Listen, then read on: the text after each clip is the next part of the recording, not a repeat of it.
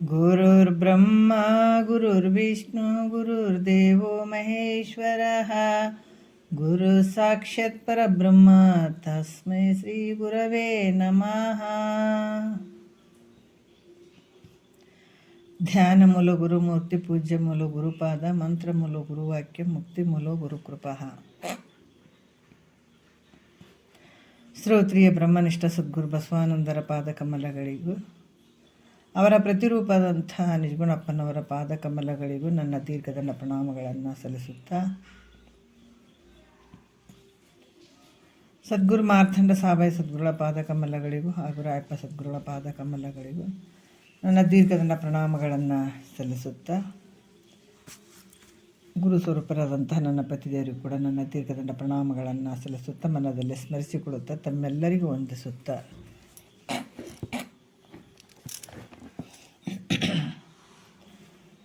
ಇವಾಗ ಕೈವಲ್ಯ ಪದ್ಧತಿ.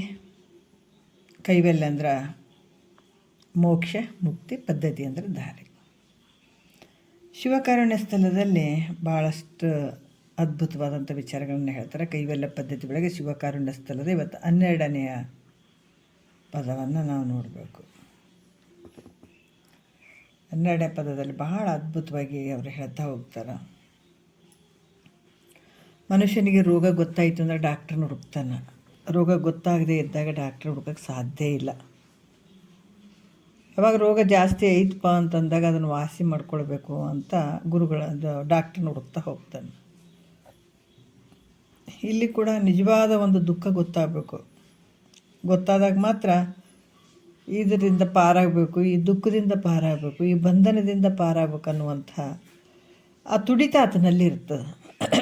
ಅವಾಗ ಏನು ಮಾಡ್ತಾನೆ, ಸದ್ಗುರುನ ಹುಡುಕ್ಲಕ್ಕೆ ಶುರು ಮಾಡ್ತಾನೆ. ಇಲ್ಲಾಂದ್ರೆ ಹುಡ್ಕಕ್ಕೆ ಸಾಧ್ಯ ಇಲ್ಲ.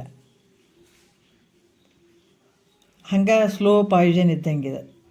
ನಾವೇನು ವಿಷಯಾದಿಗಳನ್ನು ನೆಚ್ಕೊಂಡು ನಾವೇನು ಹೋಗ್ತಾ ಇದ್ದೀವಿ, ಇದು ನಮ್ಮನ್ನು ವಿಷ ಇದ್ದಂಗೆ ಸ್ಲೋ ಪಾಯ್ಸನ್, ಅದು ಸಾಯಿ ಹಿಡಿಯುವಂಥದ್ದು. ಅದು ಈ ನಿಜವಾದ ದುಃಖ, ನಿಜವಾದ ಸುಖ ಯಾವುದನ್ನುವಂಥದ್ದು ನಮ್ಗೆ ಗೊತ್ತಾಗಬೇಕಾಗ್ತದೆ. ಆದಾಗ ಮಾತ್ರ ಸದ್ಗುರುವಿಗೆ ಶರಣಾಗತನಾಗಬೇಕಾಗ್ತದೆ. ಹಿಂದಿನ ವಿಚಾರಗಳಲ್ಲಿ ಪರಮಾತ್ಮನ ನಿರ್ಗುಣ ಸಗುಣ ರೂಪಗಳನ್ನು ಹೇಳ್ಕೊಂಡು ಬಂದರು.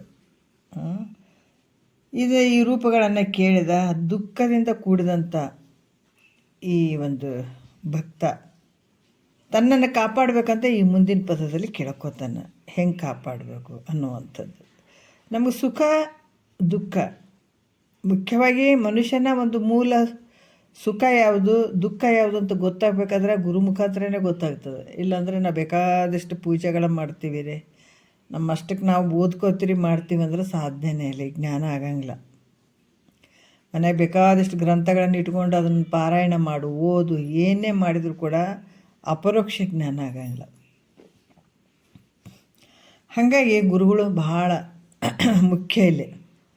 ಇಂಥ ಒಂದು ಮಾರ್ಗಕ್ಕೆ ಕರ್ಕೊಂಡು ಹೋಗೋಕೆ, ಇಂಥದನ್ನು ತಿಳಿಸ್ಲಿಕ್ಕೆ ನಮಗೆ ಮುಖ್ಯವಾಗಿರುವಂಥದ್ದು ಅಂದರೆ ಸದ್ಗುರುವಿನ ವಾಕ್ಯನೇ ಭಾಳಷ್ಟು ಮುಖ್ಯವಾಗಿರ್ತಾವೆ. ಅದಕ್ಕೆ ಗುರುಗಳಿಂದನೇ ಆಗುವಂಥದ್ದು ಸರ್ವ ವಿನಿಯಳೆ ಅಂತ ಹೇಳ್ತಾರೆ. ಗುರುವಾಕ್ಯದಿಂದನೇ ಎಲ್ಲನೂ ಆಗುವಂಥದ್ದು.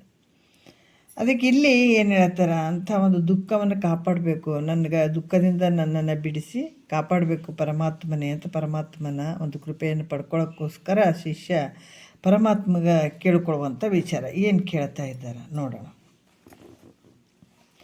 12ನೇ ನುಡಿಯಲ್ಲಿ ಹೇಳ್ತಾರೆ, ನೋಡಲಾಗದೆ ದೇವ ನೋಡಲಾಗದೆ ಕೂಡೆ ನಿನ್ನ ದಿಟ್ಟಿ ಮೂರು ನಾಡೆ ಲೇಸು ಮಾಡಲನ್ನ ನೋಡಲಾಗದೆ ದೇವ ನೋಡಲಾಗದೆ ಅನ್ನುವಂಥದ್ದು. ಇದು 12ನೆಯ ಪದ.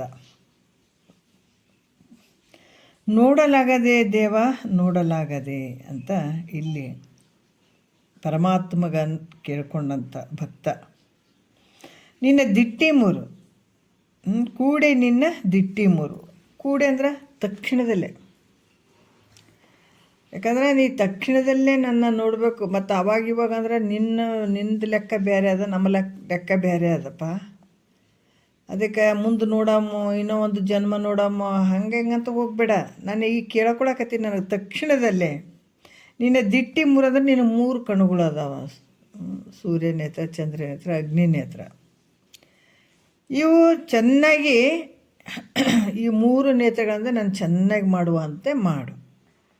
ಅದಕ್ಕೆ ನೋಡಲಾಗದೆ ದೇವ ನೋಡಲಾಗದೆ. ಈ ಪರಮಾತ್ಮನ ಕುರಿತು, ಹೇ ಪರಮಾತ್ಮ, ಇಷ್ಟು ಜನ್ಮದಲ್ಲಿ ನಾನು ನಿನ್ನನ್ನು ಶರಣು ಅಂತ ಬಂದಿಲ್ಲ. ಬಂದರೆ ನನಗೆ ಇಷ್ಟು ಕಷ್ಟ ಇರ್ತಿರಲಿಲ್ಲ. ಈಗ ಬಂದು ಕುಂದ್ರ ಪ್ರಶ್ನೆನೇ ಬರ್ತಿರಲಿಲ್ಲ. ಒಂದಲ್ಲ ಎರಡಲ್ಲ, ಅನಂತ ಜನ್ಮಗಳಲ್ಲಿ ತಿರುಗ್ತಾ ಬಂದಿದ್ದೀನಿ. ಎದರಿಂದ? ಅಜ್ಞಾನದಿಂದ. ನಾನು ಮರ್ತದಕ್ಕೆ. ಹೌದಾ? ಅಜ್ಞಾನದಿಂದ ನಾನು ನಿನ್ನನ್ನು ಕುರಿತು ಶರಣು ಬಂದಿಲ್ಲ ನಾನು. ಅದಕ್ಕೆ ನೀನಾದರೂ ಕೂಡ ಏನು ಮಾಡಿದೆ? ಎಲ್ಲ ನನಗೆ ಬಿಟ್ಟೆ. ಹೆಂಗೆ ಬಿಟ್ಟೆ? ಹೌದು, ನೀನು ಯಾವಾಗ ಮನಸ್ಸು ಮಾಡಿ ನನಗೆ ಕೇಳ್ಕೊಳಕ್ಕೆ ಬರ್ತಿದ್ದಿ ಅವಾಗ ನಾನು ಕೊಡ್ತೀನಿ. ನೀನು ಮರ್ತುಕೊಂಡೆ ಅಂದರೆ ಅದು ಸರಿನೇ ಅಂತ ಹೇಳಿ ನಾನು ಅಷ್ಟಕ್ಕೆ ಗಪ್ಪಾಗಿ ಬಿಟ್ಟಿದ್ದೀನಿ. ನೀನು ಹೌದಪ್ಪ, ನನ್ನನ್ನು ಮರ್ತು ಬಿಟ್ಟಿದ್ದಾನೆ. ಆದರೆ ಈ ಭಾವ ನಾನು ಮರ್ತು ಬಿಟ್ಟಿದ್ದಾನೆ, ನನ್ನ ಕಡೆ ಆ ಭಾವ ಹಾಕಲಿ ಅನ್ನುವಂಥ ಭಾವದಲ್ಲಿ ನೀನು ಕೃಪಾ ದೃಷ್ಟಿಯಿಂದ ಏನಾದರೂ ನಾನು ನೋಡಿದೇನು? ನೋಡಲಿಲ್ಲ. ಯಾಕೆ ನೋಡಿದ್ದೆ ಅಂದರೆ ಎಷ್ಟೋ ಜನ್ಮದಲ್ಲಿ ನಾನು ಪಾರಾಗಿಬಿಡ್ತಿದ್ದೆ. ಇಷ್ಟು ದುಃಖನೇ ಇರ್ತಿರ್ಲಿಲ್ಲ ನನಗೆ. ಅದಕ್ಕೆ ಈಗ ಇಷ್ಟು ದುಃಖ ಆಗ್ಯದಲ್ಲ, ಇಷ್ಟು ಜನ್ಮಗಳು ಬೇಕಾಗಿರಲಿಲ್ಲ. ನೀನು ಒಂದು ಸ್ವಲ್ಪ ಕೃಪಾ ದೃಷ್ಟಿಯಿಂದ ನನ್ನ ನೋಡಿದ್ದೆ ಅಂದ್ರೆ ನಾನು ಗೆದ್ದು ಬಿಡ್ತಿದ್ದೆ. ಇಷ್ಟು ದುಃಖಕ್ಕೆ ನನ್ನ ಕಾರಣ ಆಗ್ತಿರಲಿಲ್ಲ, ಇಷ್ಟು ದುಃಖಕ್ಕೆ ನಾನು ಒಳಗಾಗ್ತಿರಲಿಲ್ಲ. ಅದಕ್ಕೆ ಈಗ ನಿನ್ನನ್ನು ಕುರಿತು ನಾನೀಗ ಶರಣು ಬಂದಿದ್ದೀನಿ ನೋಡು. ಇವಾಗ ಏನು ಮಾಡಿದ್ದೀನಿ? ನಿನ್ನನ್ನು ಕುರಿತು ನಾನು ಶರಣು ಬಂದಿದ್ದೀನಿ. ಈಗ ನೀನೇ ಗತಿ, ನೀನೇ ಮತಿ, ಎಲ್ಲ ನಿನ್ನ ಪಾದಕ್ಕೆ ಹಾಕಿದ್ದೀನಿ. ನಾನು ಶರಣು ಅಂತ ಬಂದೀನಿ. ಆದ್ದರಿಂದ ನನಗೆ ಇವಾಗ ಏನು ಮಾಡು? ದುಃಖ ಆಯಿತು ನನಗೆ, ನನ್ನನ್ನು ಪಾರು ಮಾಡಿ ದುಃಖದಿಂದ. ಈ ದುಃಖದಿಂದ ಬಿಡುಗಡೆ ಮಾಡಪ್ಪ ನನಗೆ. ಯಾಕಂದ್ರೆ ನಿನಗೆ ಮನಸ್ಸು ಮಾಡಿದರೆ ನೀನು ಏನನ್ನಾದರೂ ಮಾಡ್ಬೋದು. ನೀನು 3 ಕಣ್ಣು ಅದಾವಪ್ಪ. 3 ಕಣ್ಣುಗಳಿರುವ ಮೂಲಕ ನಿನಗೆ ವಿರೂಪಾಕ್ಷ ಅಂತ ಹೆಸರು ಬಂದದು. ಈ 3 ಕಣ್ಣುಗಳನ್ನು ನೀನು ಧರಿಸ್ಕೊಂಡಿದ್ದಿ, ಅದಕ್ಕೆ ನಿನಗೆ ವಿರೂಪಾಕ್ಷ ಅಂತ ಹೆಸರು ಬಂದದ. ಒಂದು ಕಣ್ಣು ಹೆಂಗೈತಪ್ಪ ಅಂದ್ರೆ ತಂಪಾಗಿ ಅದ, ಇನ್ನೊಂದು ಕಣ್ಣು ಹೆಂಗದ? ಪ್ರಕಾಶಮಾನಯುಕ್ತವಾಗಿ ಅದ. ಇನ್ನೊಂದು ಕಣ್ಣು ಹೆಂಗದ? ಉಷ್ಣವಾಗಿ ಇರುವಂಥದ್ದು ಐತೆ. ಈ 3 ಕಣ್ಣುಗಳು ಈ ನಿನ್ವೇನದವ ಈ 3 ಕಣ್ಣುಗಳ ದೃಷ್ಟಿ, ಈ ದೃಷ್ಟಿಯ ಒಂದು ಕೃಪಾ ಕಟಾಕ್ಷದಿಂದ ನನಗೆ ಒಳ್ಳೆಯದಾಗುವ ಹಾಗೆ ನೀನು ನನ್ನನ್ನು ನೋಡು ಅಂತ ಬೇಡ್ಕೊಳ್ತಾನೆ. ನೋಡಪ್ಪ, ಹೇಳ್ತಾರಲ್ಲ, ನಿನ್ನ ಕಣ್ಣಿಲೆ ಒಂಚೂರು ನೋಡು. 3 ಕಣ್ಣು ಅದಾವ ನಿನಗೆ. ಕೃಪಾ ದೃಷ್ಟಿಯಿಂದ ನನ್ನ ಮೇಲೆ ನಿನ್ನ ದೃಷ್ಟಿ ಹಾಕಪ್ಪ, ನನ್ನನ್ನು ಕಾಪಾಡಿ ದುಃಖದಿಂದ ನನಗೆ ಒಳ್ಳೆಯದಾಗಲಿ ಅಂತ ನೀನು ಒಳ್ಳೆಯದಾಗಲಿ ಅಂತ ನನ್ನನ್ನು ನೋಡು ತಂದೆ ಅಂತ ಪರಮಾತ್ಮಗ ಬೇಡ್ಕೊತಾನತ. ಅದಕ್ಕೆ ಮೊದಲ ಯಾವುದ್ರ ಬಗ್ಗೆ ಬೇಡ್ಕೊಂಡ? ಗೊತ್ತಿದೆ, ಭಾಳಷ್ಟು ಜನ್ಮಗಳಲ್ಲಿ ನಾವು ದುಃಖವನ್ನೇ ಹೊಂದ್ಕೊಂಡು ಬಂದಿದ್ದೀವಿ. ನಾವು ಬಂದಂಥ ಶರೀರಗಳೇ ಯಾವಿಲ್ಲ. ಬಂದೆ ಹಲವಾರು ಒಂದು ಗರ್ಭಕ್ಕೆ ಬಂದಂಥವ್ರು ನಾವು. ಈಗ ಒಂದು ಪುಣ್ಯದ ಫಲದಿಂದ ಪ್ರಶ್ನೆ ಉದ್ಭವ ಆಗ್ಯದ. ಪರಮಾತ್ಮ ಕುರಿತು ಹೇಳುತ್ತಾನೆ ಏನು? ಇನ್ನು ಅಗ್ನಿ ನೇತ್ರದಿಂದ ನೋಡಂತ ಬೇಡ್ಕೊಳ್ತಾನೆ. ನೀನು ಅಗ್ನಿ ನೇತ್ರದಿಂದ ಒಂದು ಸ್ವಲ್ಪ ನನ್ನ ಕಡೆ ದೃಷ್ಟಿ ಆಯಿಸು. ತಕ್ಷಣದಲ್ಲೇ ನೋಡಿ. ಯಾಕಂದ್ರೆ ಭಾಳಷ್ಟು ಜಗತ್ತಿನಾಗ ಎಷ್ಟೋ ಜನ ಅದಾರೆ, ಎಷ್ಟೋ ಜೀವಿಗಳು ಅದಾವ. ನೀನು ಬರೀ ಆ ಕಡೆ ನೋಡ್ಕೊಂಡು ಕುಂತು ನಾನು ಮರಿಬೇಡಪ್ಪ, ಒಂದು ಕಣ್ಣು ನನ್ನ ಮೇಲೆ ಹಾಕು ಅಂತ ಪರಿಯಾಗಿ ಭಗವಂತಗೆ ಭಕ್ತನಾದಂಥವನು ಕೇಳ್ಕೊಳ್ಳುವಂಥ ವಿಚಾರ ಇದು. ಮಿಸುಕಲಿಯದೆನ್ನ ಮೋಹ ವಿಸರವೆಂಬ ವನವನುರುಹಿ ಬಸಿತವೆನಿಸಿ ರುದ್ರ ನಿನ್ನ ನೊಸಲವಹಿ ನೇತ್ರದಿಂದ ನೋಡಲಾಗದೇ ದೇವ ನೋಡಲಾಗದಪ್ಪ. ನೀ ನೋಡು ತಂದೆ, ನನ್ನ ಕಡೆ ಒಂದು ಸ್ವಲ್ಪ ನೋಡು. ಮಿಸುಕಲಿಯದೆನ್ನ ಮೋಹ ಅಂತ ಹೇಳ್ತಾರೆ.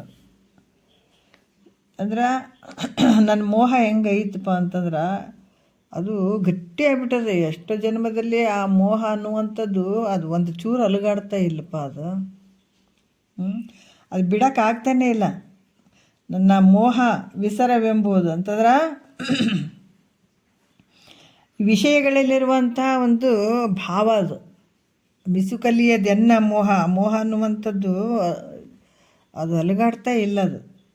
ಅದಕ್ಕೆ ವಿಸರವೆಂಬ ವನವನುರಿ, ಅದು ಒಂಥರ ಮೋಹ ಅನ್ನುವಂಥದ್ದು ಕಾಡಾದಂಗೆ ಆಗಿಬಿಟ್ಟ, ದಟ್ಟ ಕಾಡದು. ಅದಕ್ಕೆ ಮನುಷ್ಯ ಹುಟ್ಟಿ ಬರೋಕ್ಕೆ ಕಾರಣ ಆಗಿರುವಂಥದ್ದು ಯಾವುದಪ್ಪ ಅಂತಂದ್ರೆ ಮೋಹ ಅನ್ನುವಂಥದ್ದು.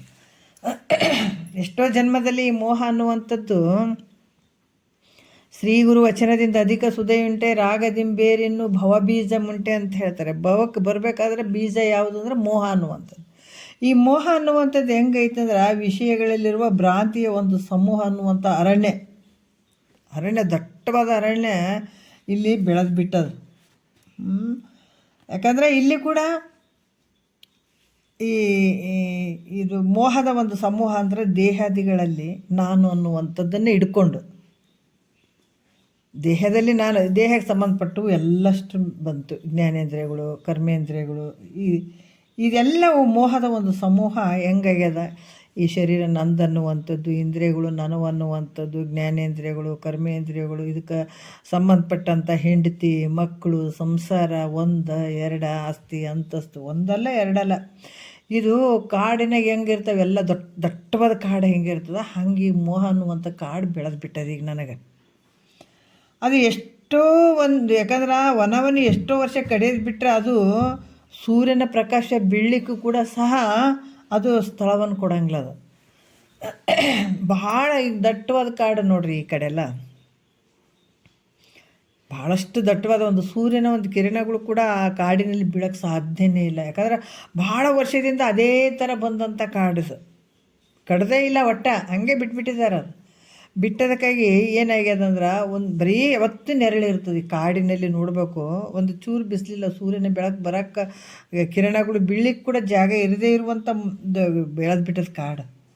ಅದೇ ರೀತಿ ಕೂಡ ಇಲ್ಲಿ ಪ್ರಕಾಶ ಬೀಳಲಿಕ್ಕೂ ಸಹ ಕೊಡದೇ ಇರುವಂಥದ್ದು ಹೆಂಗದು, ಅದೇ ರೀತಿ ಕೂಡ ಅನಾದಿ ಕಾಲದಿಂದ ಬಂದಂಥ ಈ ಮೋಹ ಸಮೂಹ ಅನ್ನುವಂಥ ವನ ಅಂದ್ರೆ ಭಾಳಷ್ಟು ಜನ್ಮಾಂತರಗಳಲ್ಲಿ ಬಂದಂಥ ಈ ಒಂದು ಅನಾದಿ ಕಾಲದಿಂದ ಬಂದಂಥ ಈ ಮೋಹದ ಸಮೂಹ ಅನ್ನುವಂಥದ್ದು ಈ ವನ ಬೆಳೆದು ಬಿಟ್ಟದು.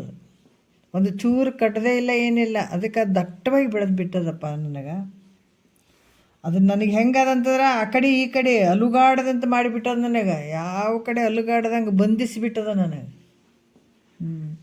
ಆ ಕಡೆ ಈ ಕಡೆ ತಿರುಗಕ್ಕೆ ಬರಲಾರ್ದಂಗೆ ಮಾಡಿಬಿಟ್ಟದಪ್ಪ ನನಗೆ.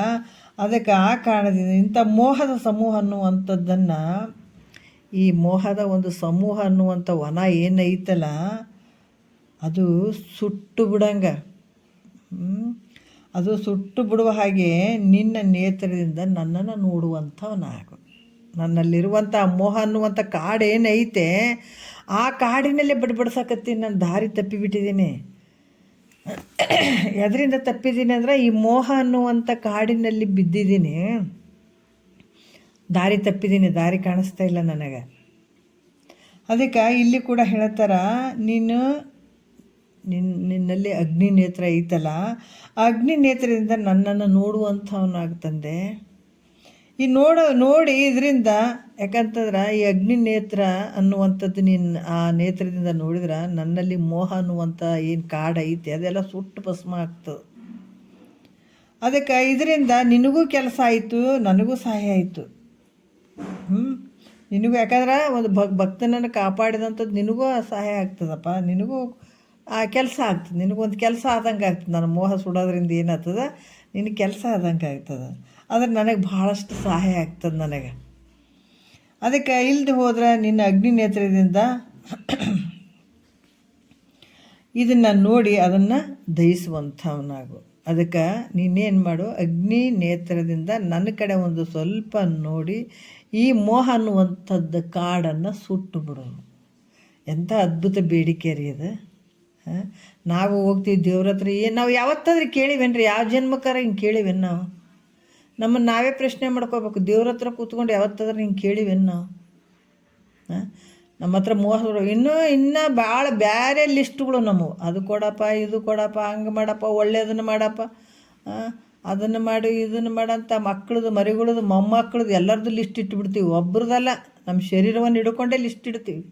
ನಮ್ಮ ಶರೀರಕ್ಕೆ ಏನು ಬರಬಾರ್ದು, ಯಾವ ನೋವು ಬರಬಾರ್ದು, ನನ್ನ ಮಕ್ಕಳು ಒಳ್ಳೆಯವ್ರಾಗಬೇಕು, ಒಳ್ಳೆಯದನ್ನಿಡು, ಒಳ್ಳೆ ರೀತಿಯಾಗಿ ಇಡು, ಅವ್ರಿಗೆ ಹಿಂಗೆ ಸಂಪತ್ತು ಕೊಡು, ಹಂಗೆ ಸಂಪತ್ತು ಕೊಡು ಅಂತ ಒಂದಲ್ಲ ಎರಡಲ್ಲ ಲಿಸ್ಟ್ ಇಡ್ತೀವಿ ನಾವು. ಅದರ ಭಕ್ತನಾದ ನೋಡಿ, ನಿಜ ಭಕ್ತ ಇಂತ ಇವರಿಗೆಲ್ಲ ಏನು ಹೇಳ್ತಾರೆ, ನಿಜ ಭಕ್ತರು ಅಂತ ಹೇಳ್ತಾರೆ. ಅದಕ್ಕೆ ಇಲ್ಲಿ ಕೂಡ ಏನು ಹೇಳ್ತಾರೆ, ಇಂಥ ಅಗ್ನಿ, ನಿನ್ನ ಅಗ್ನಿ ನೇತ್ರದಿಂದ ನನ್ನಲ್ಲಿರುವಂಥ ಮೋಹವನ್ನು ಸುಟ್ಟು ಬಿಡು ಅಂತ ಹೇಳ್ತಾರೆ. ನೋಡ್ರಿ ಅಂತ ಇದು ಮೋಹ ಅನ್ನುವಂಥದ್ದು ಕೆಟ್ಟದ್ದಂತೂ ನಮ್ಗೆ ಗೊತ್ತಾಗಂಗಿಲ್ಲ. ಕಿಲ್ಲೋಡ್ರಿ ಹೆಂಗೈತಿ ಇದು, ನಾವು ಎಂಥವ್ರ ಜೊತೆ ಬದುಕಕತ್ತೀವಿ ಅಂತ ನಾವು ಅರ್ಥ ಮಾಡ್ಕೋಬೇಕು. ಬಟ್ ಕಳ್ಳರು, ಕಾಕರು, ಕೆಟ್ಟ ಇವ್ರ ಜೊತೆ ನಾವು ಜೀವನ ಮಾಡಕತ್ತೀವಿ ಅಂದಾಗ ನಾವು ಯಾವಾಗ ಸುಖಕ್ಕೆ ಹೋಗ್ತೀವಿ ಅಂತ ಒಂದು ಜ್ಞಾನವನ್ನು ಯಾವಾಗ ಪಡ್ಕೊಳ್ತೀವಿ. ಒಳಗಡೆ ಎಲ್ಲ ಕಳ್ಳರು, ಸುಳ್ಳು ಎಲ್ಲರ ಜೊತೆನೂ ಜೀವನ ಮಾಡಕತ್ತೀವಿ ಅಂದಾಗ ಅವ್ರು ನಿನಗೆ ದಾರಿ ಹೆಂಗೆ ಚಂದ ತೋರಿಸ್ತಾರೆ ಹೇಳ್ರಿ? ಅವರು ತೋರ್ಸಂಗಿಲ್ಲಲ್ಲ. ನಿಜವಾದ ಭಕ್ತಿ ಗೊತ್ತಾಗ್ಯದ. ಹೌದು, ನಾ ಏನು ಶರೀರ, ಇಂದ್ರಿಯಗಳು, ಇದು ಭಾಳ ಒಳಗಿನ ಸಂಸಾರ. ಇದು ಶರೀರ ನಾನು ಅನ್ನುವಂಥದ್ದು, ಇಂದ್ರಿಯಗಳು ನಾನು ಅನ್ನುವಂಥದ್ದು, ಇವೆಲ್ಲ ನಮ್ಮ ಒಳಗಡೆ ನಡೆಯುವಂಥ ಸಂಸಾರ. ಇದರಿಂದ ಜನನ ಮರಣ ಇವೆಲ್ಲ ಆಗುವಂಥದ್ದು. ಆದ್ರೆ ಇದೇ ಅರ್ಥ ಇಲ್ಲ, ನಮ್ಗೆ ಅರ್ಥ ಆಗಿಲ್ಲ ನಮಗೆ. ಅದಕ್ಕೆ ಇಲ್ಲಿ ಕೂಡ ಹೇಳ್ತಾರೆ ಅವರು, ಇಂಥ ಕಾಡಿನೊಳಗೆ ಸಿಕ್ಕಾಕೊಂಡು ಬಿಟ್ಟಿದ್ದೀನಪ್ಪ ನಾನು, ಮೋಹ ಅನ್ನುವಂಥ ಕಾಡಿನೊಳಗೆ ಸಿಕ್ಕಾಕೊಂಡು ಬಿಟ್ಟಿದ್ದೀನಿ. ಅದಕ್ಕೆ ಆ ಮೋಹ ನಿನ್ನ ಅಗ್ನಿ ನೇತ್ರದಿಂದ ಸುಟ್ಟು ಬಿಡು. ಅದು ವನ ಆಗಿಬಿಟ್ಟಿದೆ, ಒಂದು ದಿವಸದ್ದಲ್ಲ ಇದು. ಇದು ಸಂಸ್ಕಾರ ಅನ್ನುವಂಥದ್ದು ಒಂದು ದಿವಸದಲ್ಲ, ಜನ್ಮ. ಅದಕ್ಕೆ ಎಷ್ಟು ಜನ್ಮಗಳು, ಒಂದಲ್ಲ ಎರಡಲ್ಲ. ಒಂದು ಜನ್ಮ ಅಂತಲ್ಲ ನೋಡ್ರಿ. ನಮ್ಗೆ ಗಾಬರಿ ಆಗ್ಬೇಕು. ಧರೆನೆಲ್ಲವನ್ನು ಸಣ್ಣಿಸಿ ಧೂಳಿ ಮಾಡಲ್, ಪರಮಾಣುಗಳನ್ನು ತೆನಿತು ದೇಹವನ್ನು ಧರಿಸಿ ತೊಂದೊಂದು ಜೀವರ ಬಸರೋಳು ಬಂದಂತ ನೋಡ್ರಿ. ಅಷ್ಟು ಶರೀರವನ್ನು ತೊಟ್ಕೊಂಡು ಬಂದಂಥ ಜೀವ ಇದು. ಒಂದು ದಿವಸದ್ದು ಅಲ್ಲ ಇದು. ಒಂದು ದಿವಸದ ಹೆಂಡ್ತಿ ಮಕ್ಕಳನ್ನ ಬಿಟ್ಟು ಹೋಗ್ತೀವಿ ಅಂತ ಅಳಂಗಿಲ್ಲ. ಎಷ್ಟೋ ಜನ್ಮದಾಗ ಹೆಂಡ್ತಿ ಮಕ್ಕಳನ್ನ ಬಿಟ್ಟೀವಿ, ಸಂಸಾರ ಬಿಟ್ಟಿವಿ, ಶರೀರವನ್ನು ಬಿಟ್ಕೊತಾನೆ ಬಂದೀವಿ. ಇದು ಒಂದೇ ಜನ್ಮದಾಗ ಬಿಟ್ಟು ಹೋಗ್ತೀವಪ್ಪ, ಹೆಂಗೆ ಮಾಡ್ಲಪ್ಪ ಅಂತ ಅಳಂಗಿಲ್ಲ. ಯಾಕೆ ಭಾಳ ಜನ್ಮದಾಗ ಬಿಟ್ಕೊತ ಬಂದೀವಿ. ಯಾಕೆ ಬಿಟ್ಕೊತ ಬಂದು ಒಳಗೆ ಒಂದು ಹಿಡ್ಕೊಂಡ ಬಂದೀವಿ. ಏನು ಮೋಹ ಅನ್ನುವಂಥದ್ದು ಹಿಡ್ಕೊಂಡೇ ಬಂದೀವಿ. ಅದ್ರ ಮೇಲೆ ಮೋಹ, ಇದ್ರ ಮೇಲೆ ಮೋಹ, ಮಕ್ಕಳ ಮೇಲೆ ಮೋಹ, ಶರೀರದ ಮೇಲೆ ಮೋಹ, ಆಸ್ತಿ ಮೇಲೆ ಮೋಹ, ಎಲ್ಲವನ್ನು ಇದನ್ನು ಬೆಳೆಸ್ಕೊತಾನೆ ಬಂದಿದ್ದೀವಿ. ಅದಕ್ಕೆ ಅದು ದಟ್ಟ ಕಾಡಾಗಿಬಿಟ್ಟದು. ಇಂಥ ಕಾಡಿನಾಗ ಗುರುವಾಕ್ಯ ಅನ್ನುವಂಥದ್ದು ಹೆಂಗೆ ಬರ್ತದೆ? ಅದು ಕಿರಣ ಬರ್ತದೆ ಅನ್ನೋದು ಬೀಳಕ್ಕೆ ಸಾಧ್ಯನೇ ಇಲ್ಲ. ಅದ್ರಂಗೆ ಅವ್ರು ಹೇಳ್ತಾರ, ನೀನು ಇಂಥದನ್ನು ಬೆಳೆದು ಬಿಟ್ಟದ. ಈಗ ನಾನು ಏನು ಮಾಡಿ ಗೊತ್ತಾಗ್ಯದ ಈಗ. ಆದರೆ ಭಾಳ ದುಃಖ ಕೊಡಕತ್ತದ ನನಗೆ. ಆ ಮೋಹ ಅನ್ನುವಂಥ ವನ ಏನು ಬೆಳೆದು ಬಿಟ್ಟದಲ್ಲ, ಅದು ನನಗೆ ದುಃಖ ಕೊಡಕತ್ತದ. ಮತ್ತು ಇನ್ನು ಯಾರಪ್ಪ ಅದಕ್ಕೂ ಬೀಳಿ ನಾನು ಹೋಗಿ ನಾ ಏನಾರ ನಿನಗೆ ಆಸ್ತಿ ಕೊಡೋಣಕತ್ತೀನಿ, ಅಂತಸ್ತು ಕೊಡೋಣಕತ್ತೀನಿ, ನಾನು ಯಾವ್ದಾರ ಕೇಳಕತ್ತೀನಿ? ಏನಿಲ್ಲಪ್ಪ. ನನ್ನಲ್ಲಿರುವಂಥ ಮೋಹದ ಒಂದು ಕಾಡನ್ನು ಏನು ಐತಿ, ಜನ್ಮಾಂತರದ ಆ ಮೋಹ ಅನ್ನುವಂಥ ಕಾಡೇನು ಬೆಳೆದದಲ್ಲ, ಅದಕ್ಕೆ ನೀವು ಒಂದು ಸ್ವಲ್ಪ ಮನಸ್ಸು ಮಾಡಿ ಒಂದು ಸ್ವಲ್ಪ ನನ್ನ ಕಡೆ ತಿರುಗಿ ನೋಡೋಂಥ. ಇಷ್ಟು ಅದ್ಭುತ ರೀ ಭಗವಂತ ನಿಜವಾಗಿ. ಅದಕ್ಕೆ ಭಾವದಲ್ಲೇ ಭಗವಂತ ಅದಾನ. ನಾವೇನು ಆತಗೇನು ಏನೇನು ಕೊಟ್ಟು ಆಡಂಬರವಾಗಿ ಪೂಜೆ ಮಾಡ್ಬೇಕು, ಆಮೇಲೆ ಏನೂ ಬೇಕಾಗಿಲ್ಲ, ಮನಸಾರೆ ಕೇಳ್ಕೊಂಡ್ರೆ ಸಾಕತ್ತದ, ಆತನ ಕೃಪೆ ಆಗ್ತದೆ. ಅದಕ್ಕೆ ಕೇಳ್ಕೊಳ್ತಾನಪ್ಪ. ಇದು ಮೋಹ ಅನ್ನುವಂಥದ್ದು ಅದನ್ನು ಬೆಳೆಸ್ಕೊತ ಬಂದೀನಿ ನಾನು.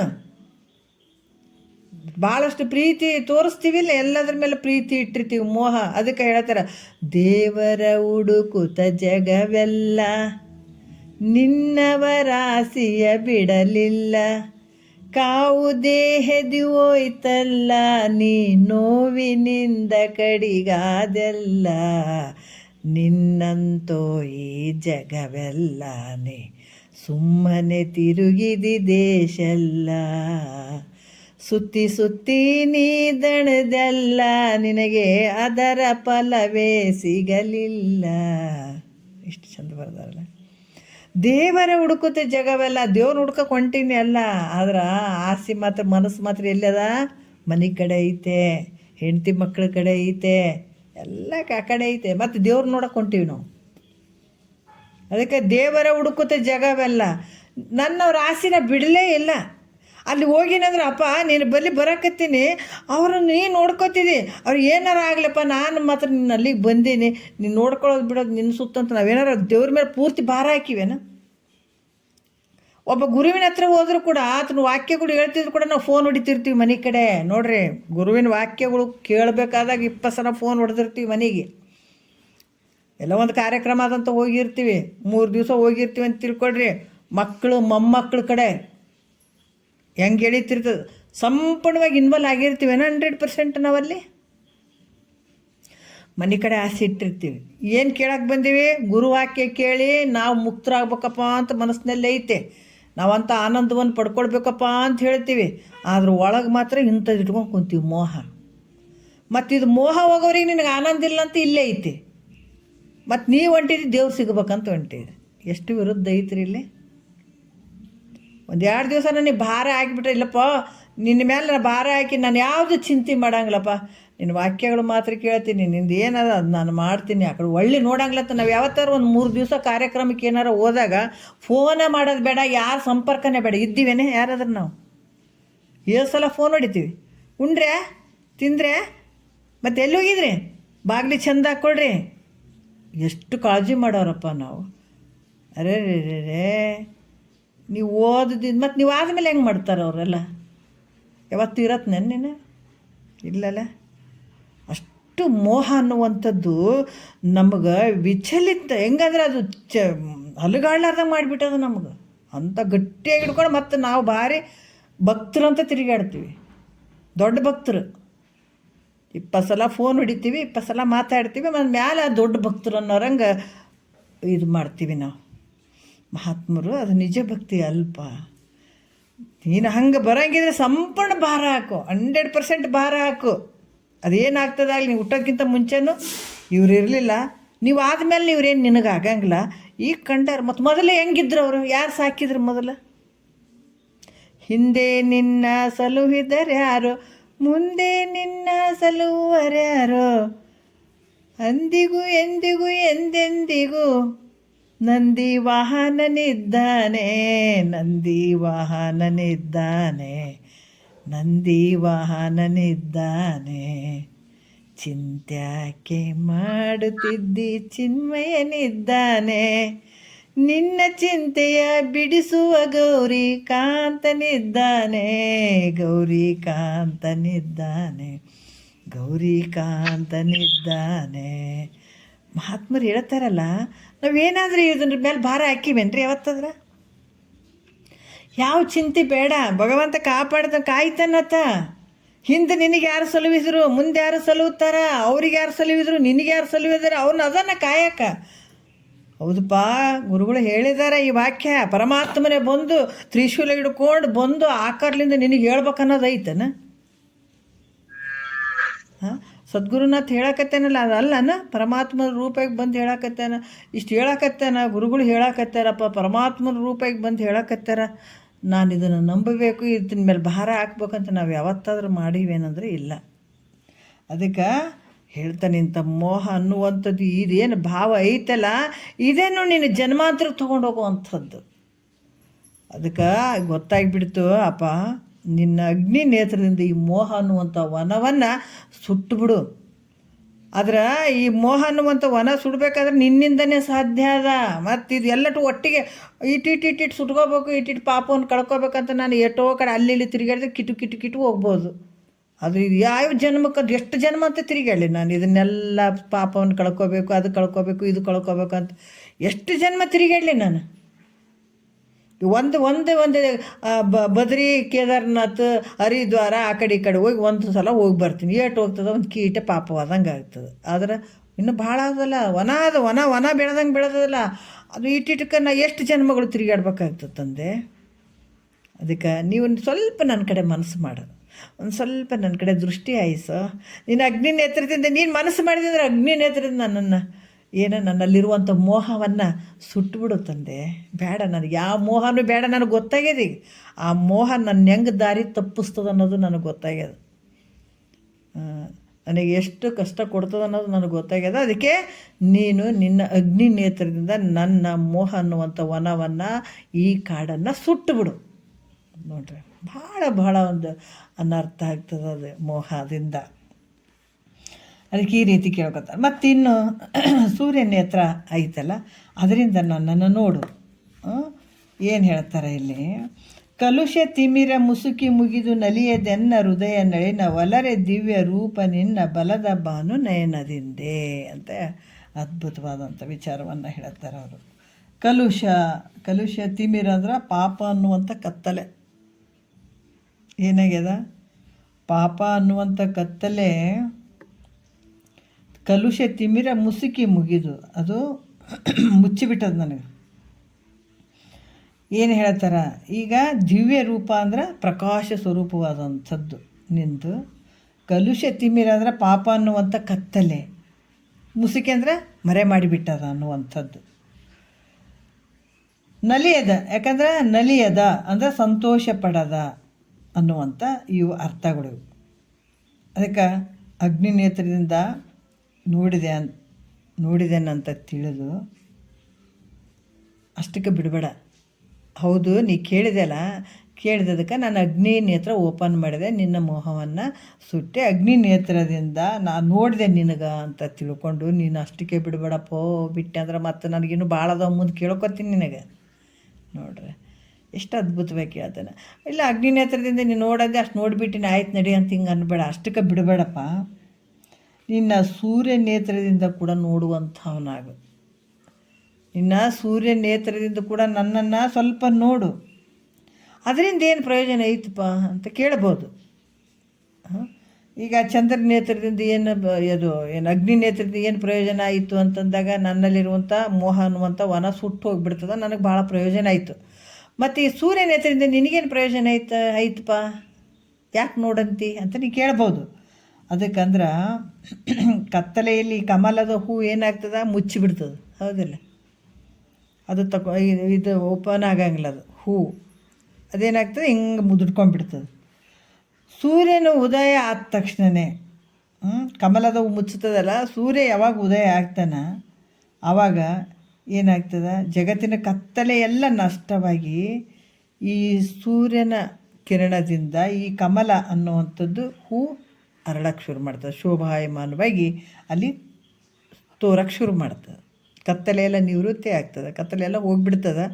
ಈ ಕಮಲದ ಹೂ ಹರಳುತ್ತದೆ. ಹೆಂಗೆ ಅರಳುತ್ತದೋ ಹಾಗೆ ನನ್ನ ಹೃದಯವೆಂಬ ಕಮಲಕ್ಕೆ ನೋಡ್ರಿ, ಯಾಕಂದ್ರೆ ಹೃದಯ ಅನ್ನುವಂಥ ಕಮಲ ಹೆಂಗಾಗ್ಯದ, ಪಾಪ ಅನ್ನುವಂಥ ಕತ್ತಲೆಯಿಂದ ಮುಸುಗಿ ಅದು ಬಾಡಿಬಿಟ್ಟದದು. ಒಂದು ಜನ್ಮದ್ದಲ್ಲ ಅದು, ಅನಂತ ಜನ್ಮಗಳಲ್ಲಿ ಮಾಡಿದಂಥ ಪಾಪದ ರಾಶಿನೇ ನನ್ನಲ್ಲಿ ಐತೆ ಅದು. ಅದರಿಂದ ಏನಾಗ್ಯದ, ನನ್ನ ಹೃದಯ ಕಮಲ ಅನ್ನುವಂಥದ್ದು ಅರಳಲಾರ್ದಂಗೆ ಮಾಡಿಬಿಟ್ಟದ. ಮುಸುಗಿ ಕತ್ತಲೆ ಮುಸುಗಿದಾಗ ಹೆಂಗೆ ಕಮಲದ ಹೂ ಬಾಡು ಹಿಂಗೆ ಮುದುಡಿ ಆಗ್ತದ, ಹಂಗೆ ನನ್ನ ಹೃದಯವೆಂಬ ಕಮಲವು ಹಿಂಗೆ ಬತ್ತಿದಂಗೆ ಆಗಿಬಿಟ್ಟದ, ಹಿಂಗೆ ಮುಚ್ಚಿಬಿಟ್ಟದ. ಎಷ್ಟು ಜನ್ಮಾಂತರ ಅನಂತ ಜನ್ಮಗಳಲ್ಲಿ ಮಾಡಿದಂತಹ ಪಾಪನು ಅದಕ್ಕೆ ಮುಚ್ಚಿದದಕ್ಕೆ ನಮಗೆ ಇವತ್ತು ಯಾರು ನಮ್ಮ ಗುರುಗಳ ಹತ್ರ ಅಥವಾ ಇಂಥದಕ್ಕೆ ನಿಜ ಭಕ್ತಿ ಎಲ್ಲ ಬರ್ಲಕತ್ತೇವೇನ?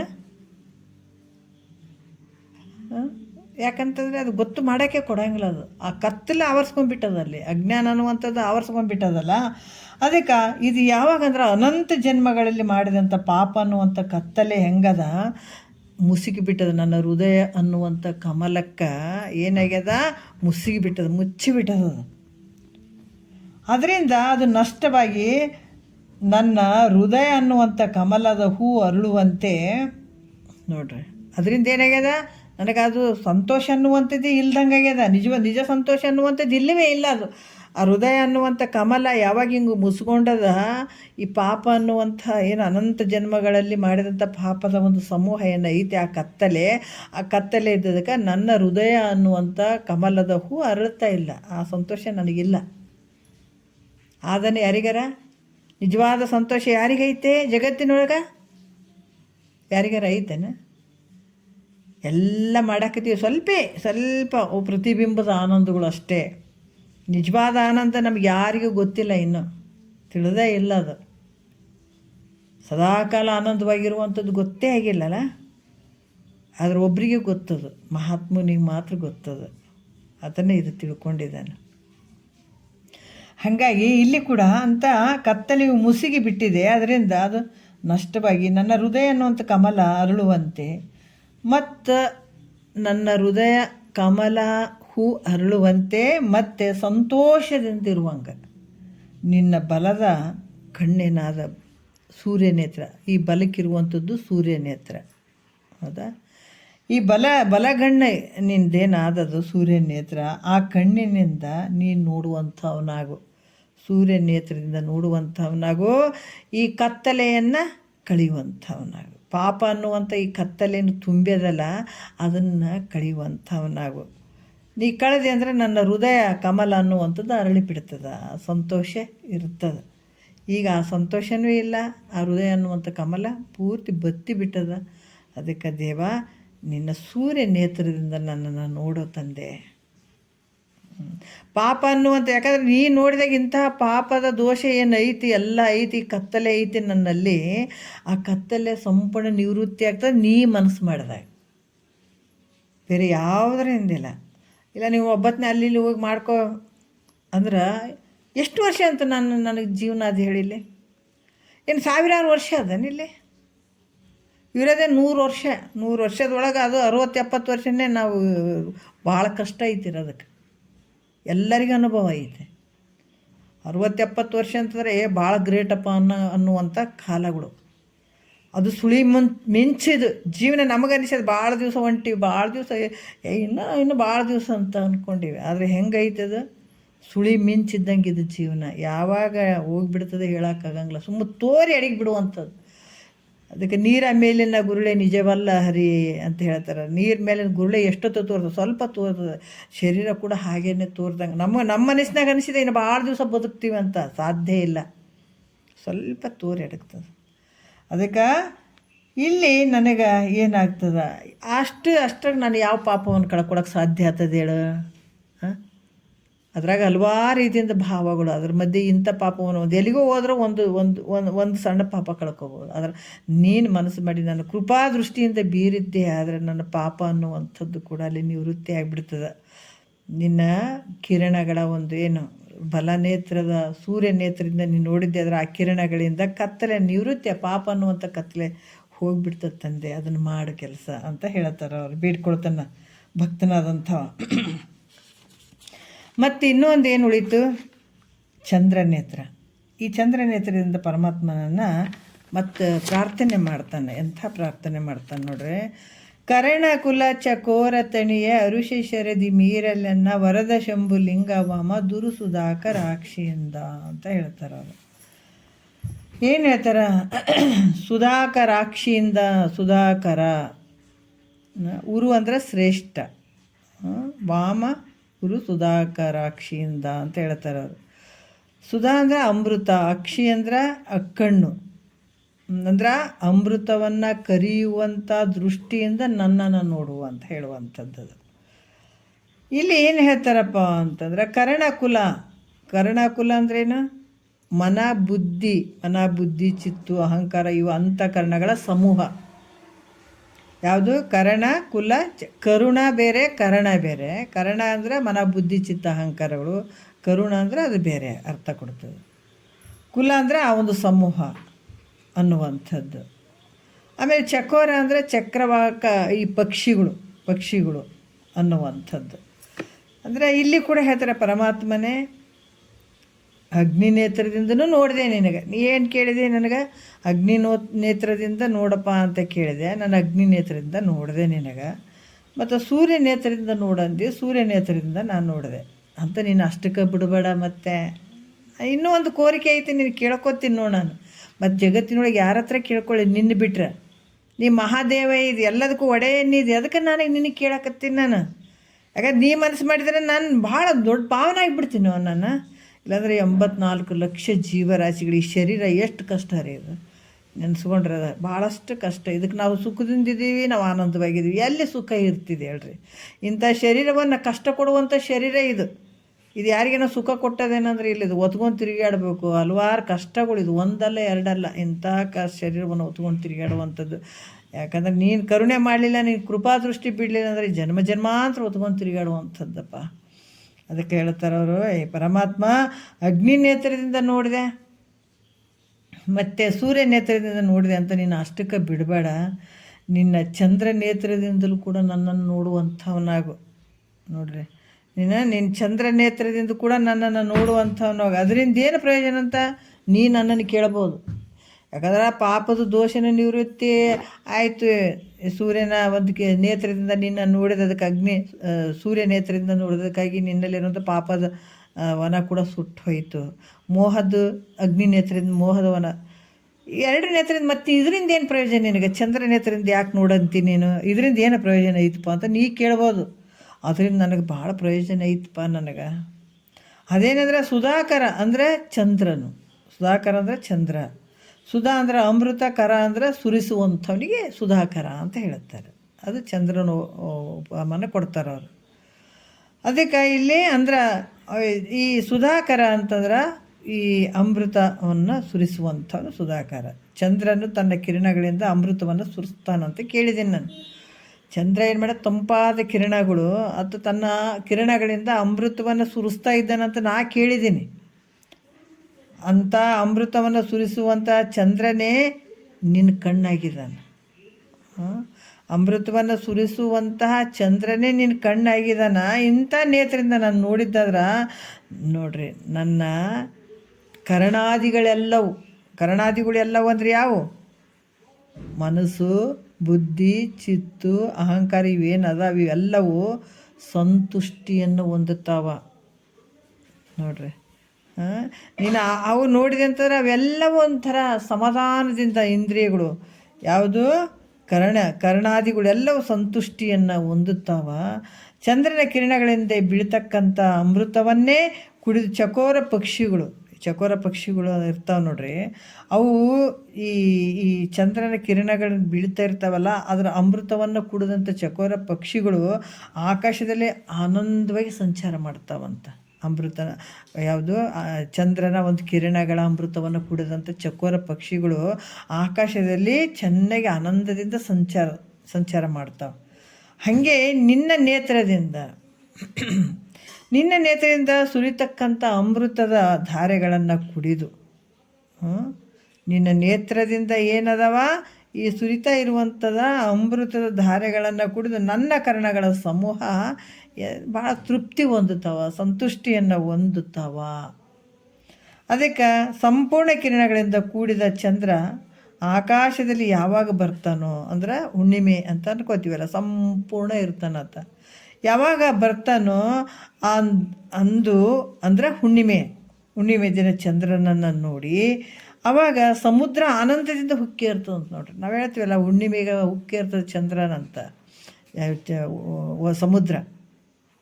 ಹುಣ್ಣಿಮೆಗೆ ಒಂದು ಸಲ ಇಲ್ಲರಿ ಹುಣ್ಣಿಮೆ ಐತ್ರಿ ಉಕ್ಕ್ಯದ್ರಿ ಅದು ಸಮುದ್ರ ಉಕ್ಕುತ್ತದ ಅಂತ ಕೇಳಿರಿ, ಅಲ್ಲೆಲ್ಲಿ ಅಂತಿರ್ತಾರೆ. ಅದ್ರಂಗೆ ಈ ಸಮುದ್ರ ಹೆಂಗದ ಹುಣ್ಣಿಮೆ ದಿವಸ ಚಂದ್ರನ ಒಂದು ಕಿರಣಗಳು ಯಾವಾಗ ಬೀಳ್ತಾವ ಆವಾಗ ಆಕಾಶದಲ್ಲಿ ಯಾವಾಗ ಬರ್ತಾನೋ ಅಂದು ಹುಣ್ಣಿಮೆ ದಿವಸ, ಆ ದಿವಸ ಚಂದ್ರನ ನೋಡಿ ಸಮುದ್ರವೇನಾಗ್ತದೆ ಆನಂದದಿಂದ ಹುಕ್ಕಿ ಇರ್ತದೆ.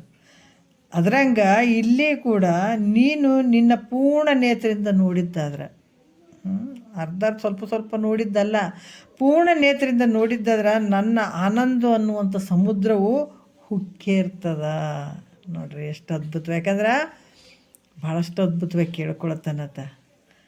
ಆನಂದ ಅನ್ನುವಂಥ ಸಮುದ್ರ ಹುಕ್ಕಿರುವಂಥದ್ದಾಗ್ತದ್ರಿಂದ ಈ ದೇವ ನನ್ನ ಕರಣಗಳು ಸಂತೋಷ ಹೊಂದುವ ಹಾಗೆ ಈ ಮನಸ್ಸಾಗಿರ್ಬೋದು, ಬುದ್ಧಿ ಆಗಿರ್ಬೋದು, ಇವಕ್ಕೆ ಭಾಳಷ್ಟು ಆನಂದ ಆಗಬೇಕಲ್ಲ. ಈ ಮನಸ್ಸು ಕೂಡ ಭಾಳ ತೃಪ್ತಿಯಾಗಿರ್ಬೇಕಾಗ್ತದೆ.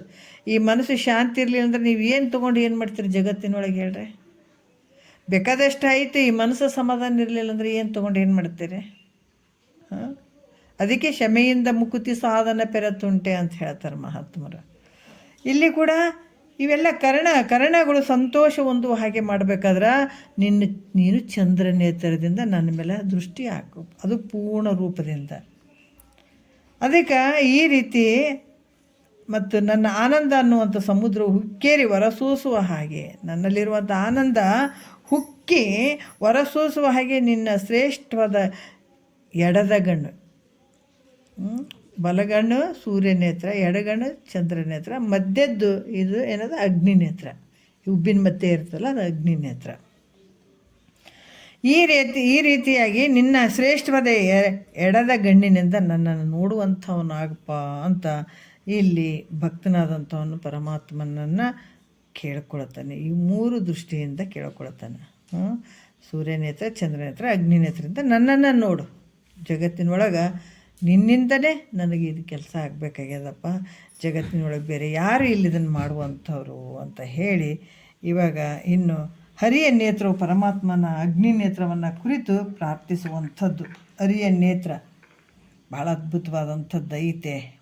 ಇದನ್ನು ನಾಳೆ ನೋಡೋಣ. ಈ ಹರಿಯ ನೇತ್ರ ಹೆಂಗೆ ಮಾಡ್ತದಂದ್ರೆ ಪರಮಾತ್ಮನ ಅಗ್ನಿ ನೇತ್ರವನ್ನು ಕುರಿತು ಪ್ರಾರ್ಥನೆ ಮಾಡ್ತದಂತ. ಅದು ಹೆಂಗೆ ಪ್ರಾರ್ಥನೆ ಮಾಡ್ತದೆ, ಪರಮಾತ್ಮ ಏನು ಹೇಳ್ತಾನ, ಈ ವಿಚಾರವನ್ನು ನಾಳೆ ನೋಡೋಣ. ಇಷ್ಟು ಒಂದೆರಡು ಮತ್ತು ಗುರುಗಳು ಪಾದಕರ್ಪಿಸಿ ಹರ ಓಂ.